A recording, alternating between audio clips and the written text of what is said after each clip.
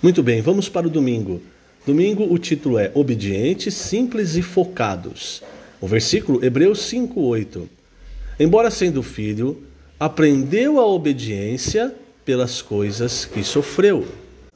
Muito bem, eu quero começar domingo, irmãos, lendo o segundo parágrafo da página 71. Veja, Jesus veio ao mundo, teve um viver humano, passou pela morte de cruz e ressuscitou, tornando-se o Espírito que dá vida. Ele foi fiel e obediente até o fim para cumprir a vontade de Deus. Cristo tinha a forma de Deus, mas não se apegou a isso, conforme lemos em Filipenses. O versículo agora do alimento diário é da versão da Bíblia judaica completa. Então o versículo está assim: que a atitude de vocês para com os outros seja governada pela união ao Cristo Jesus. Apesar de ele viver na forma de Deus, não considerou a igualdade com Deus algo a ser mantido pela força. Então, essa é a tradução da Bíblia judaica completa. Na versão que nós normalmente usamos, que é a versão João Ferreira de Almeida, revista e corrigida, está assim: tende em vós o mesmo sentimento que houve também em Cristo Jesus, pois ele, subsistindo em forma de Deus, não julgou como usurpação o ser igual a Deus. Eu vou ler novamente agora na versão da Bíblia judaica completa. Que a atitude de vocês para com os outros seja governada pela união ao Cristo Jesus. Apesar de ele viver na forma de Deus, não considerou a igualdade com Deus algo a ser mantido pela força. Agora vou retomar o texto do alimento diário. Vincent explica a palavra forma no original grego. Diz que ela não deve ser entendida como shape em inglês, nem simplesmente como aparência ou configuração externa, tampouco como mero contorno. Forma aqui indica o que Cristo é antes de sua encarnação, a própria imagem do Deus invisível. Então, talvez por isso, irmãos, que na versão de João Ferreira de Almeida, ele tenha traduzido como ele tendo subsistido em forma de Deus. Subsistindo, né? Porque realmente, irmãos, para quem é Deus, se tornar homem é uma subsistência, uma existência abaixo da sua existência normal, do seu ser normal, que é o ser de Deus. Eu vou continuar lendo agora no terceiro parágrafo. Como podemos entender Cristo como a imagem do Deus invisível? Ele é o resplendor da glória de Deus. Hebreus 1:3. Deus é a glória e Cristo é a forma da glória, o seu resplendor. Por exemplo, ninguém pode aproximar-se do sol. No entanto, os raios solares trazem o sol até nós como calor e luz. Sem a luz do sol, nada existiria. Do mesmo modo, Cristo é aquele que traz o sol para o homem, na forma dos raios solares, como calor e luz. Cristo trouxe Deus ao homem para o seu benefício. Ele é a forma de Deus, é a expressão exata do seu ser, aquele que traz a substância de Deus até o homem. Aqui, irmãos, o sentimento de Paulo, ao transmitir isso aos Colossenses, é mostrar, irmãos, que o Senhor Jesus, uma vez tendo se tornado homem, o viver dele aqui foi um viver humilde, um viver totalmente obediente ao Pai, mesmo sendo Deus, irmãos. Ele se humilhou vivendo muito abaixo daquilo que ele era. E ele nunca se autopromoveu, nunca forçou. Você não vê nos evangelhos, em qualquer escrito, ele dizendo: olha, vocês têm que me respeitar, eu sou Deus. Você não vê ele fazendo isso. O Senhor falava a palavra, falava com autoridade, corrigia o que precisava ser corrigido, mas você vê, irmãos, extrema humanidade no Senhor Jesus.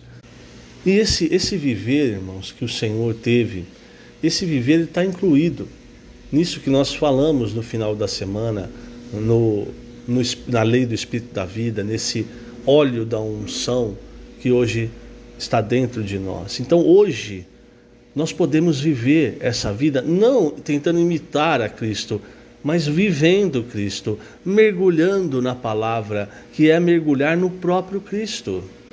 E hoje o que o Senhor nos ensina, principalmente, irmãos, é a questão da obediência. A obediência à sua palavra. Por ter esse versículo que nós lemos de Hebreus, mostra que ele aprendeu a obediência pelas coisas que sofreu. Hoje, irmãos, Ele tem nos conduzido também. E muitas vezes, os sofrimentos que nós passamos, para nós também aprendermos a obediência à palavra de Deus. Porque uma vez obedientes, o resultado final, assim como aconteceu com o Senhor, acontecerá conosco. O que é? É a glorificação. Então o Senhor tem nos conduzido para onde? Para onde Ele foi, para a glória. É por isso que Ele disse em Mateus 16, se alguém quer vir após mim, vai ter que aprender a negar a si mesmo e tomar a cruz. Não há como nós seguirmos o Senhor sem negar a nós mesmos, sem tomar a cruz, sem aprender a obediência. E muitas vezes, irmãos, os sofrimentos que nós passamos vêm para nos ensinar a obediência.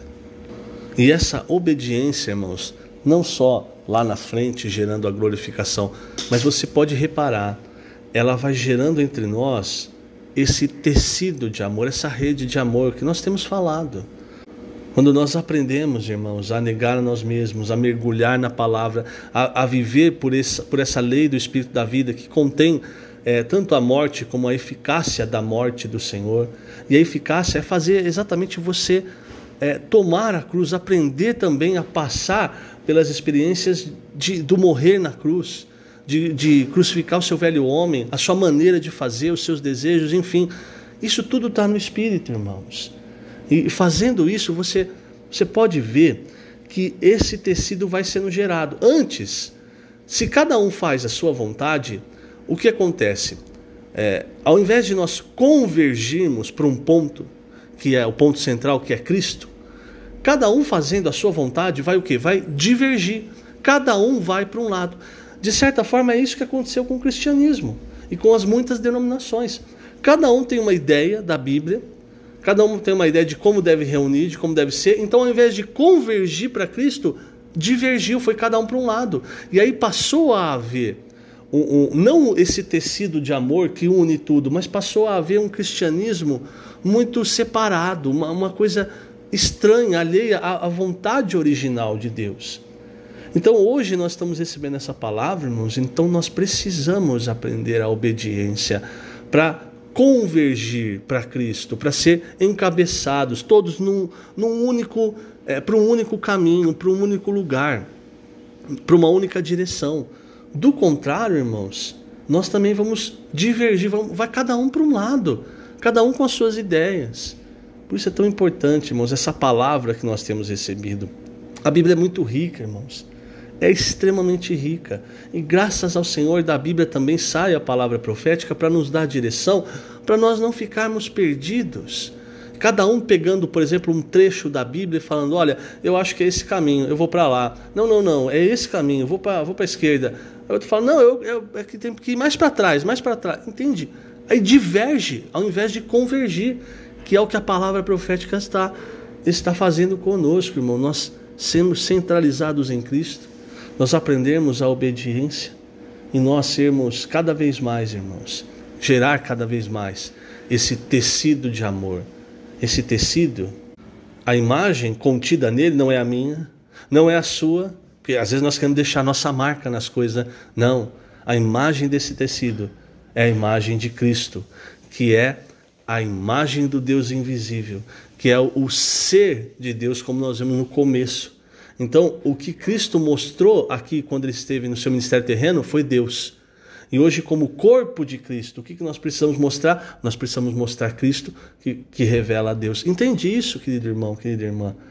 É por isso tão importante essa palavra que nós temos recebido.